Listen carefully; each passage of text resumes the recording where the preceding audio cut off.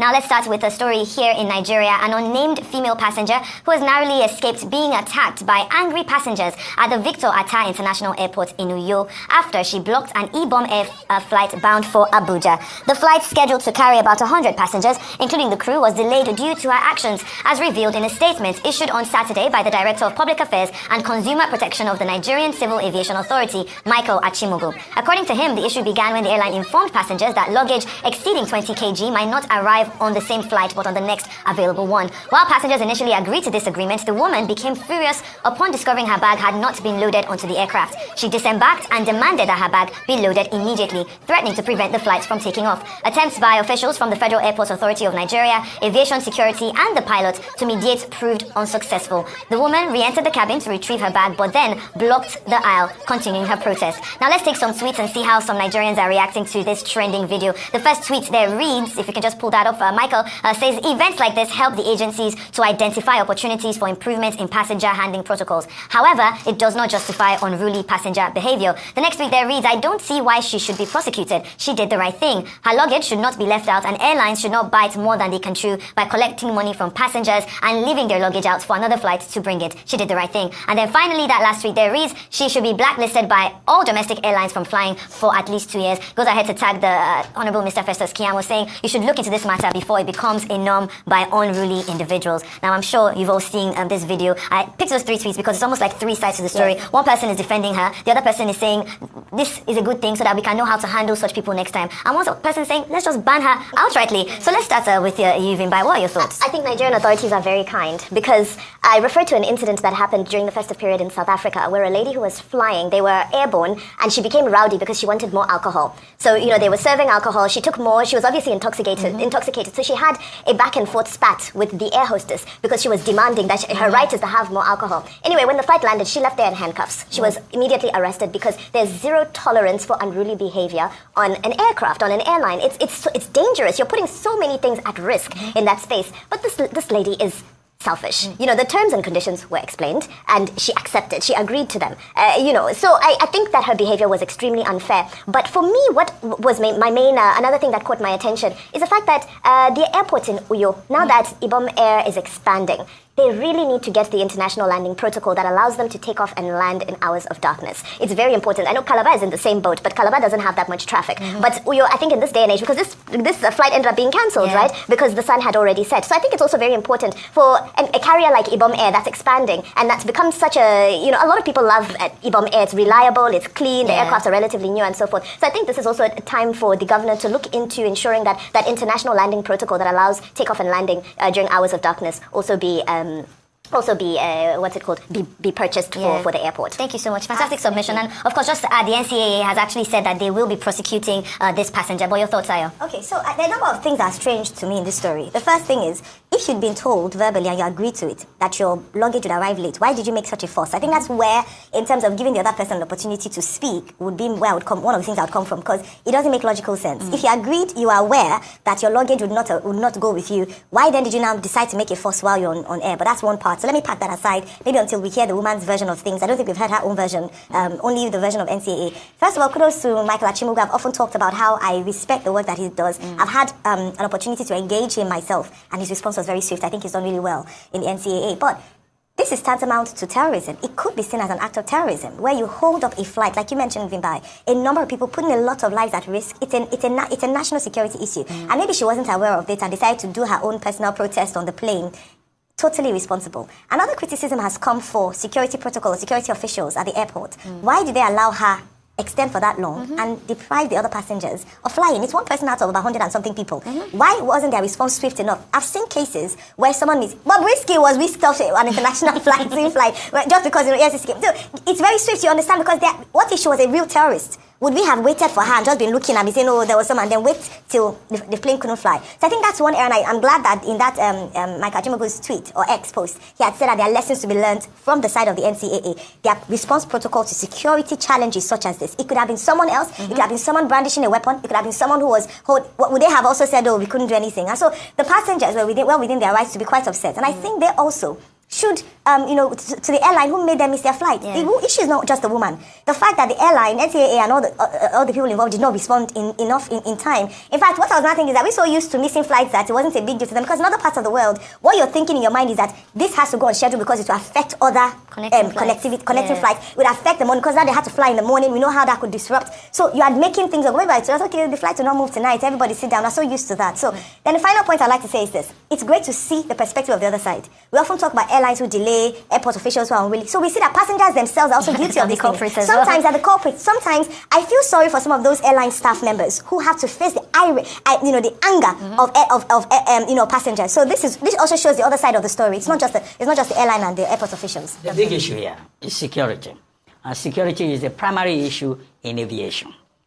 In fact, pilots are given the powers to refuse to fly if any passenger decides, to be troublesome or problematic, because once you create problems, you put the lives of other passengers at risk. Number two, again, talking about security, is that aircraft have baggage restrictions. That's why they say you cannot carry more than 20 kg, you cannot carry more than this limit. But Nigerians, they like to carry load like tankansu, they will carry plenty of it. That was why at a time at Heathrow, they had a special section for Nigerians when they showed up with their tankansu baggage, to go there and get a proper measurement. So in this particular case, baggage restriction was also the issue. The woman was told that the excess luggage she was carrying could not go on board, and they said, it will come with the next flight. Number three is that Uyo airport is a sunset airport. It is called a sunset airport. So you can only fly at a particular time. Once it's a particular time in the evening, the aircraft will not be able to leave. So those three security issues were the main considerations. And then this woman, Mrs. Ubane, that is her name, said, look, this has become habitual for Ibom Air, and that previously her luggage was delayed. She got it later, of course, according to the reports. But this was her second time having this experience, and she said, nobody will move. In typical Nigerian fashion, Nigerians have little respect for other people's rights. 89 persons aboard that aircraft were left stranded. In fact, some of them wanted to lynch her. It got to a situation that some passengers wanted to take the laws into their hands. And that's where, perhaps we should commend the Ncaa officials and the airline officials who do not allow her to be lynched. Because there were persons going to Abuja who had contractual obligations. Yeah. And this woman just held everybody to ransom. So I think security one. Two, people must also know that holding up aircraft, holding up situations because of other people in international aviation is in fact an act of terrorism. It is a crime. And that's why the Ncaa is saying that this particular woman will be taken to court. Now, if she behaves like this, I wonder how she behaves at home and what her husband is going through. All these problematic Nigerians who think that they have more rights than other people. So I'm not sympathizing with her, but I know where she's coming from. Many Nigerians suffer in the hands of airlines that delay flights, that also are very rude. Service provision, custom is zero with many of the airlines. And this is what some Nigerians overreact to. But whatever be the provocation, you have to act within the limits of decorum. Definitely. Thank you so much for those fantastic submissions. This was exactly my submission. I was saying that the airline did not do well. The reason I'm saying the airline did not do well is that when that woman was saying that she must fly with all her luggage and they had, luggage restriction, they would have simply asked her to come down. And when they asked her to come down, that period she was doing all that thing, because thank God the pilot told her, I'm not going to exchange words with you. They would have simply removed her from the airline, let her go and stay with her bag, let other people fly. Because for one person to hold everything, I'm happy they are saying it here, that is an act of terrorism. It is wrong. Because nobody knows who she is. No, I know some people are saying she's a lawyer, she knows her right. Do you know how many other lawyers are in that aircraft? That you are a lawyer does not mean that you do this kind of thing. If you say nobody will move, sister, it's simple. Nobody is going to force you. Just come down and tell them, I'm not flying and you are going to pay me. You sue them. Take them to court. I will support you in that situation. I will support you and say, but in this case again, the airline had met with you and said, please, we will not be able to fly this time and this time with this luggage. Please, every other person's luggage was also kept who had excess luggage. All your luggages could not enter It is wrong for you to have done this. So now, if look at in the 3 tweets that were here, it's only one person that was saying it's good, so that the airlines too will learn. Nobody is making excuses for this airline. I will not even make excuses for them. Do you understand? Because I have my own fair share of airline delays. I have my own fair share. I was pregnant in 2015, and I know what an airline did to me. After we talk, at the end of the day, we still had to come to, an agreement.